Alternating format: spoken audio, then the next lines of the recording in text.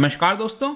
आज हम बात करेंगे भारत बंद के बारे में, क्योंकि यहां पर ट्रेड यूनियंस के द्वारा 2 दिन का कंप्लीट भारत बंद बुलाया गया है, जिसमें बताया जा रहा है कि 20 करोड़ से भी ज्यादा जो वर्कर्स हैं फॉर्मल और इनफॉर्मल वो पार्टिसिपेट कर सकते हैं। ये आप देख पाओगे।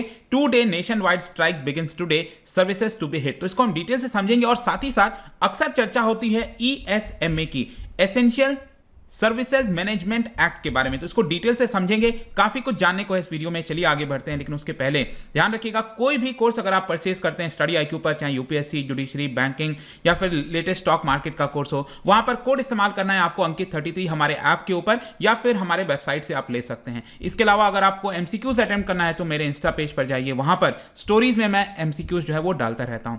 चलिए शुरुआत करते हैं और सबसे पहले हम देखेंगे यहां पर एग्जैक्टली हुआ क्या है। देखिए, अभी जस्ट 22 ऑफ मार्च को जो ज्वाइंट प्लेटफॉर्म है सेंट्रल ट्रेड यूनियंस का, जैसे कि आप देख सकते हो INTUC हो गया, AITUC हो गया, बहुत सारे जो लोग इसके अंदर पार्टिसिपेट करते हैं, वर्कर्स हैं, ट्रेड यूनियंस हैं, उन्होंने 22 ऑफ मार्च को मीटिंग किया था दिल्ली में। और यहां पर जो प्रिपरेशंस है, क्योंकि यहां पर ऑलरेडी अनाउंस कर दिया गया था 28 और 29 मार्च को जो है वो पूरा भारत बंद होगा। वैसे मैं आपको बता दूं, पहले भी इसके बारे में चर्चा हुआ था भारत बंद के बारे में, लेकिन इसको डिले किया गया था। फरवरी से इसको डिले कर मार्च में लाया गया था। और फाइनली आप कह सकते हो कि आज 28 और 29 मार्च को जो काफी बड़ा ट्रेड यूनियंस है, लगभग सभी आप देख पाओगे यहां पर जितने भी लिखे हैं, all India trade union Congress, उनके द्वारा 2 दिन का भारत बंद बुलाया गया है, जिसके वजह से बहुत सारे जो सर्विसेज हैं वो इंपैक्ट हो सकते हैं। और यहां पर आप देख सकते हो कि AITUC के जो जनरल सेक्रेटरी हैं अमरजीत कौर, उनके द्वारा बताया गया है कि 20 करोड़ से ज्यादा पार्टिसिपेशन हम एक्सपेक्ट कर रहे हैं, फॉर्मल और इनफॉर्मल। ध्यान रखिएगा, फॉर्मल और इनफॉर्मल दोनों का, और मास मोबिलाइजेशन किया जाएगा ताकि जो गवर्नमेंट की पॉलिसीज हैं उनके खिलाफ हम यहां पर बोल सकें। अब जब इनफॉर्मल वर्कर्स की बात आ रही है तो यहां पर यह भी बताया गया है कि जैसे फार्मिंग हो गया, एक बहुत बड़ा चंक होता है इनफॉर्मल वर्कर्स का, वो भी एक्सपेक्ट कर रहे हैं कि इसके अंदर वो ज्वाइन करेंगे और रूरल एरिया से काफी बड़ा पार्टिसिपेशन आएगा। जहां तक सेक्टर्स की बात है जो यूनियंस के द्वारा बताया गया है, वर्कर्स यूनियंस के द्वारा, तो उनका कहना है कि कई सारे सेक्टर्स के ऊपर इंपैक्ट पड़ेगा, जैसे बैंकिंग हो गया, इंश्योरेंस हो गया, इनकम टैक्स हो गया, पोस्टल हो गया, telecom, power, oil, steel, coal power. बहुत सारे बैंक एम्प्लॉयज के यूनियंस ने भी कहा है कि वो इस स्ट्राइक को जो है वो सपोर्ट करेंगे। और सिर्फ यही नहीं, आप देखिए जो रेलवे यूनियंस हैं, जो डिफेंस सेक्टर के यूनियंस हैं, उनके द्वारा भी यहां पर ये सपोर्ट किया जा रहा है। तो एक बहुत बड़ा देश के अंदर जो स्ट्राइक आप कह सकते हो भारत बंद, ये 2 दिन के लिए बुलाया गया है। क्वेश्चन अब आपके मन में यह आएगा कि एग्जैक्टली ये लोग चाहते क्या, मतलब किस चीज को लेकर ये हो रहा है। देखिए, चीज अगर आप देखोगे तो बहुत वाइडर आपको स्कोप देखने को मिलेगा। जैसे कि यहां पर जो सरकार के द्वारा पॉलिसी चेंजेस किए गए हैं उसके खिलाफ ये प्रोटेस्ट बुलाया गया है। जैसे कि यहां पर जो लेबर लॉस था, आपको याद होगा कि सरकार ने जो 4 लेबर लॉज हैं वो उसको पास किया है। वेज कोड हो गया, इंडस्ट्रियल रिलेशन हो गया, सोशल सिक्योरिटी हो गया, इंडस्ट्रियल सेफ्टी एंड वेलफेयर हो गया। ये जितने भी लेबर रिफॉर्म्स लाए गए थे सरकार के द्वारा, उसके खिलाफ यहां पर कि सरकार इसको स्क्रैप करे, इन सबको वापस ले ले, ये एक डिमांड है। दूसरा कहा जा रहा है कि किसी भी प्रकार का प्राइवेटाइजेशन जो सरकार के द्वारा किया जा रहा है उसको सरकार तुरंत बंद करे, चाहे बैंकिंग सेक्टर में हो, जहां पर भी सरकार यहां पर प्राइवेटाइज करने की बात करी, जैसे LIC हो गया। अब LIC क्या है, उसका IPO वगैरह आने वाला है, तो उसके खिलाफ यहां पर प्रदर्शन हो रहे हैं। इसके अलावा आपको याद होगा बजट में अनाउंस किया गया था जो नेशनल मोनेटाइजेशन पाइपलाइन है, उसके माध्यम से सरकार कुछ रेवेन्यू जुटाएगी। जैसे कि मान लो डिफेंस में या फिर रेलवे में बहुत सारा उनके पास जमीन पड़ा है जो कि यूज नहीं आ रहा है, या फिर रोड हो गया, बहुत सारे जो एसेट है ना सरकार के पास, उसको सरकार प्राइवेट पार्टीज को लीज पर दे देगी, जैसे मतलब मोनेटाइज करने की कोशिश करेगी, वहां से पैसा जुटाने की कोशिश करेगी ताकि वो पैसा जो है बाकी के इंफ्रास्ट्रक्चर में लग सके। तो इन सब के खिलाफ यहां पर प्रोटेस्ट जो है वो किया जा रहा है।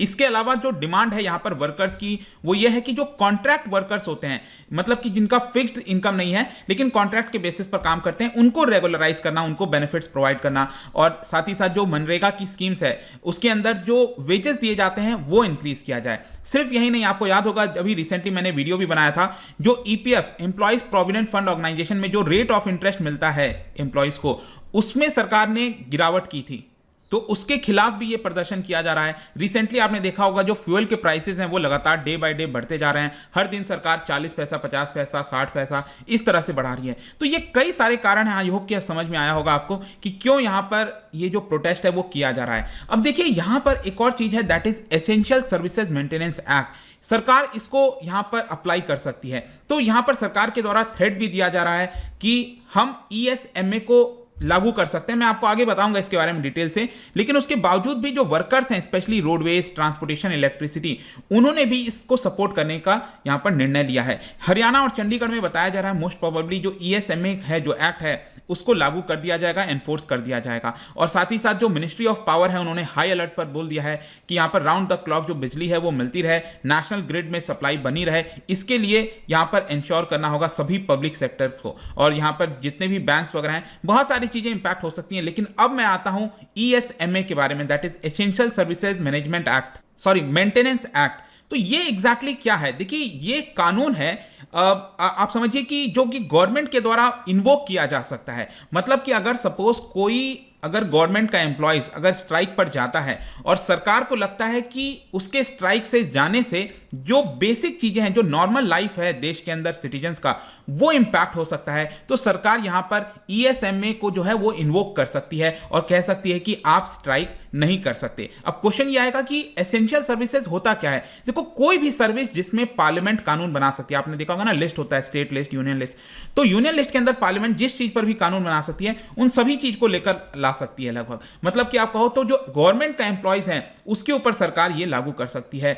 अगर कहीं ना कहीं गवर्नमेंट को लगता है कि उस काम का डिसकंटिन्यूएशन होने से जो सप्लाईज हैं और जो सर्विसेज हैं जिससे लाइफ सपोर्ट हो रहा है, वो अगर इंपैक्ट होगा तो सरकार इसको लागू कर जाएगी। एक और क्वेश्चन आएगा कि ये जो सर्विसेज होते हैं उसमें कौन कौन सी चीजें आ सकती हैं? देखो, बहुत सारा है, जो कि सैनिटेशन हो गया, वाटर सप्लाई हो गया, हॉस्पिटल्स, ये इस तरह की जो बेसिक नेसेसिटीज होती हैं जिसके बिना यहां पर जीवन काफी खतरे में आ सकता है, वो आप कह सकते हो। सिर्फ यही नहीं, इसके अलावा भी जो प्रोडक्शन और सप्लाई है, डिस्ट्रीब्यूशन है, पेट्रोलियम का, कोल का, पावर का, स्टील का, क्योंकि ये सब भी आपने देखा होगा ना कि अगर मान लो ट्रांसपोर्ट करना है एक जगह से दूसरी जगह, अगर पेट्रोलियम का प्रोडक्शन बंद हो जाए, ये बहुत सारी जो चीजें हैं, अगर वो भी इंपैक्ट होगा तो डेली लाइफ इंपैक्ट हो सकती है। तो ये भी इसके अंदर आ सकते हैं। सिर्फ यही नहीं, इसके अलावा बैंकिंग से रिलेटेड जो भी कनेक्शन है उसके ऊपर भी सरकार ये लागू कर सकती है। कम्युनिकेशन हो गया, ट्रांसपोर्ट सर्विसेज हो गया, और any service which is related to purchase और डिस्ट्रीब्यूशन ऑफ फूड ग्रेन्स, क्योंकि फूड ग्रेन्स का भी डिस्ट्रीब्यूशन होता है, वहां पर अगर कोई इंपैक्ट आता है। आई होप कि आप ये चीज समझ गए होंगे कि सरकार जिस चीज पर चाहे यहां पर ईएसएमए लगा सकती है। डिपेंड करता है कि क्या सरकार के पास वो लिस्ट के अंदर वो पावर आती है कि नहीं आती है। तो अगर सरकार को लगता है कि यहां पर वो डेली लाइफ इंपैक्ट होगा तो सरकार उसके ऊपर ईएसएमए जो है धारा लगा सकती है। अब क्वेश्चन यह है कि इज इट इलीगल, मतलब कि क्या ये जो एम्प्लॉइज हैं इन सभी सेक्टर्स के, क्या वो स्ट्राइक पर नहीं जा सकते? देखो, अगर आप नॉर्मली देखो तो स्ट्राइक पर जा सकते हैं, कह सकते हो कि उनके ऊपर ऐसा नहीं कि स्ट्राइक का पूरा प्रतिबंध लग गया है, इनफैक्ट फंडामेंटल राइट है। वेट अ सेकेंड, क्या आपको लगता है कि ये फंडामेंटल राइट है? अभी मैंने आपको बोला कि राइट टू स्ट्राइक एक फंडामेंटल राइट है। बहुत लोग मिस्टेक कर देते हैं इस चीज को, ध्यान रखिएगा। Right to strike fundamental right नहीं है, it is the legal right. कई बार एग्जाम में पूछा गया आ सकता है, right to strike is not a fundamental right under part 3 of Indian constitution. ये एक लीगल राइट है, ठीक है? तो ध्यान रखना है आपको कि फंडामेंटल राइट नहीं है। तो सरकार जो है यहां पर अगर देखो तो वो लोग स्ट्राइक पर जा सकते हैं, लेकिन सरकार ने अगर इस एक्ट को इन्वोक कर दिया, यहां पर इसको एक प्रकार से एक नोटिफिकेशन जारी कर दी कि हम यहां पर इन सर्विसेज, ये जो सर्विसेज हैं, चाहे वाटर हो गया, इलेक्ट्रिसिटी हो गया, उनके जितने भी एम्प्लॉयज हैं उनके ऊपर ये ईएसएमए का एक्ट जो है वो यहां पर इन्वोक कर रहे हैं, तो तब जाकर यहां पर स्ट्राइक करना इलीगल हो जाएगा। अगर वो नॉर्मल स्ट्राइक करते हैं, सरकार ने कोई नोटिफिकेशन नहीं जारी किया, तब वो स्ट्राइक कर सकते हैं, तब वो इलीगल नहीं है। लेकिन जैसे ही सरकार ने यहां पर नोटिफिकेशन जारी किया तो उनका स्ट्राइक करना इलीगल कहलाएगा। तो क्वेश्चन ये आएगा कि एक्शन क्या ले सकते हैं? उसके बावजूद भी अगर कोई स्ट्राइक पर जाता है तो कई सारे एक्शन लिए जा सकते हैं, डिसिप्लिनरी एक्शन लिए जा सकते हैं। इनफैक्ट जो वर्कर है उसको रिमूव भी किया जा सकता है, डिसमिस किया जा सकता है, लीगल एक्शंस भी लिए जा सकते हैं एम्प्लॉयज के ऊपर। इनफैक्ट कोई भी पुलिस ऑफिसर के पास अधिकार है कि उस पर्सन को विदाउट वारंट जो है अरेस्ट कर सकते हैं वो लोग। तो इतना सारा पावर मिल जाता है, और इसीलिए बहुत ही खतरनाक होता है ये कि उसके बावजूद भी अगर आप स्ट्राइक कर रहे हो तो कई सारी कार्रवाई आपके ऊपर की जा सकती है। और सिर्फ वही नहीं, यहां पर अगर कोई पर्सन जो है इंस्टिगेट कर रहा है, मतलब कि भड़का रहा है इस चीज को करने के लिए, उसके ऊपर भी ये लागू किया जा सकता है और 1 साल या उससे ज्यादा की सजा हो सकती है।